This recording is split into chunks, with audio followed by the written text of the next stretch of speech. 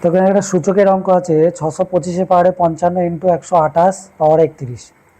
Find sum of digit. Find sum of digit বার করতে হবে, উত্তরটার যে অঙ্কগুলো তার যোগফল। তো 625কে আমরা ভেঙে নেব।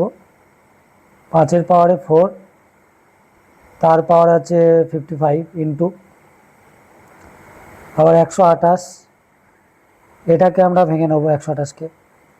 তো এটাকে যদি আমরা ভেঙে নিই 2 পাওয়ারে 7 ইন্টু 31,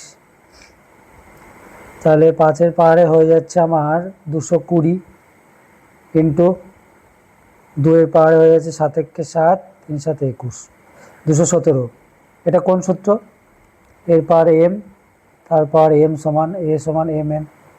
এটা হচ্ছে সূচকের একটা সূত্র। দেখো 5 পাওয়ারে এখানে 220 আছে, এখানে 217।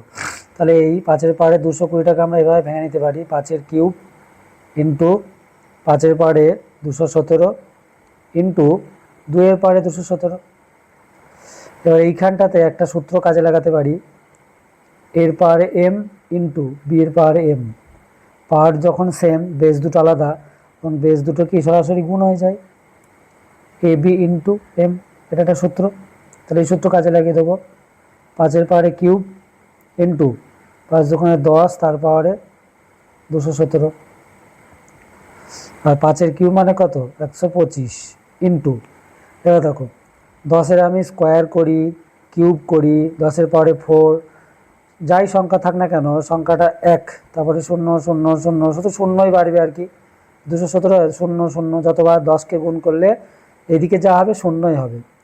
তাহলে যদি আমি গুণ করি এত বড় একটা সংখ্যার সাথে 125কে, তাহলে অ্যান্সারটা কী দাঁড়াবে? 125, তারপরে 0 0 0 0 0 0, এগুলোই দাঁড়াবে। বলেছে যে এই নাম্বারটার মানে অঙ্কগুলোর যোগফল কত হবে? 1 যোগ 2 যোগ 5, তাহলে 8। তাহলে অ্যান্সার হচ্ছে কত? 8।